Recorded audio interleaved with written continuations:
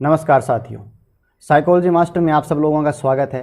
आज के इस वीडियो में आपके साथ शेयर करने वाला हूं कुछ ऐसे मनोवैज्ञानिक टिप्स एंड टूल्स जिनकी सहायता से आप विपरीत परिस्थिति में भी अपने व्यक्तित्व को खंडित होने से बचा सकते हैं, अपनी सेल्फ रिस्पेक्ट और आदर्शों को बनाए रख सकते हैं, साथ ही अपनी पहचान और पर्सनैलिटी स्टैंडर्ड को बनाए रख सकते हैं। क्योंकि अपनी पहचान और सेल्फ रिस्पेक्ट खोने के बाद व्यक्ति अपना सब कुछ खो देता है।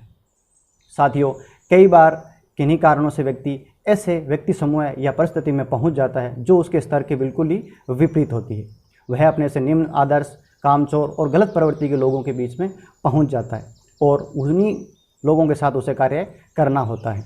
जैसे कि एक ईमानदार पुलिस वाले का ट्रांसफ़र ऐसे पुलिस स्टेशन में हो जाता है जहाँ के सारे ऑफिसर्स करप्ट होते हैं। एक कर्तव्यनिष्ठ और कर्मयोगी कर्मचारी की ज्वाइनिंग ऐसे ऑफिस में हो जाती है जहाँ के सारे कर्मचारी कामचोर और आलसी होते हैं।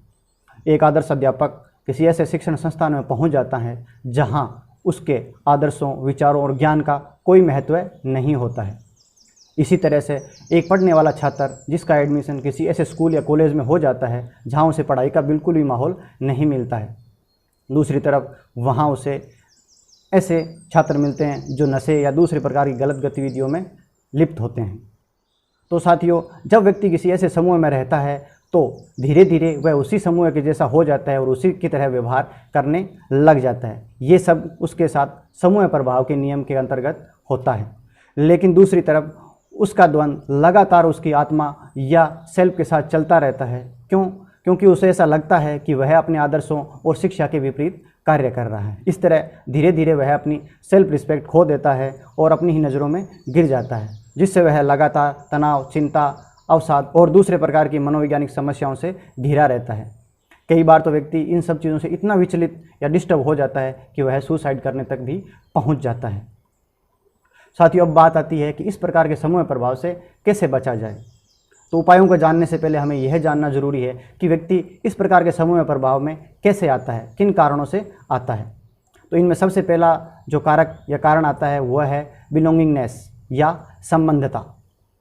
साथियों, मनुष्य एक सामाजिक प्राणी है और वह समूह में रहना पसंद करता है। साथ ही वह उस समूह से प्यार, सम्मान और प्रशंसा की उपेक्षा या इच्छा रखता है और इन्हीं इच्छाओं की पूर्ति करने के लिए वह उसी समूह के अनुसार कार्य करने लग जाता है, या कहूँ कि उस समूह को ज्वाइन कर लेता है। अगर वह ऐसा नहीं करता है तो वह अपने आप को अलग और कटा हुआ महसूस करता है। दूसरे कारण के रूप में आता है कि ऐसे गलत प्रवृत्ति या गलत समूह के लोग अपने गलत कार्य और कार्य प्रवृत्ति को इतने अच्छे तरीके से या तर्कसंगत रूप से प्रस्तुत करते हैं कि एक समय के बाद हमें लगने लग जाता है कि यही कार्य करने का जो तरीका है वही अच्छा तरीका है। जैसे कि एक शराब पीने वाला समूह है, शराब की इतनी तारीफ़ करेगा, वह उसके उतने गुण बताएगा कि एक टाइम के बाद हमें लगने लग जाता है कि पीने के लिए ये एक उत्तम चीज़ है। एक तरीके से हमारा ब्रेन वॉश हो जाता है। इसके अलावा भी हमें हमारे वर्क प्लेस पे प्रमोशन की आवश्यकता होती है, जिसके कारण हम उसी समूह के अनुसार कार्य करते हैं।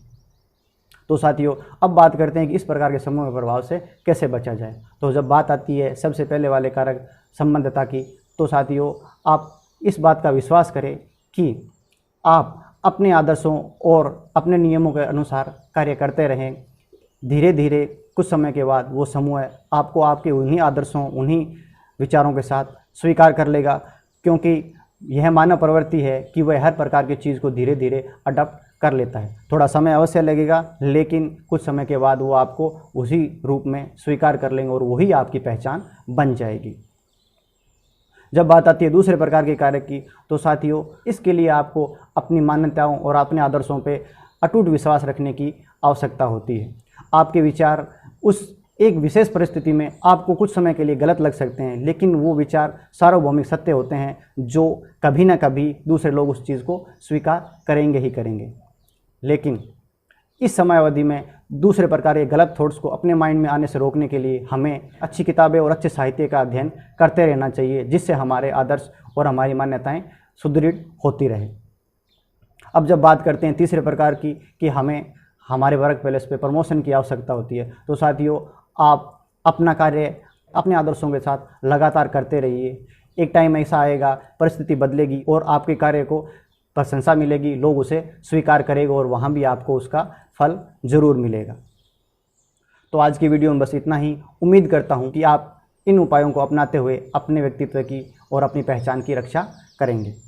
अगर आपको ये वीडियो पसंद आया है तो इसे लाइक करें, शेयर करें और अगर चैनल को सब्सक्राइब नहीं किया है तो चैनल को सब्सक्राइब कर लीजिए।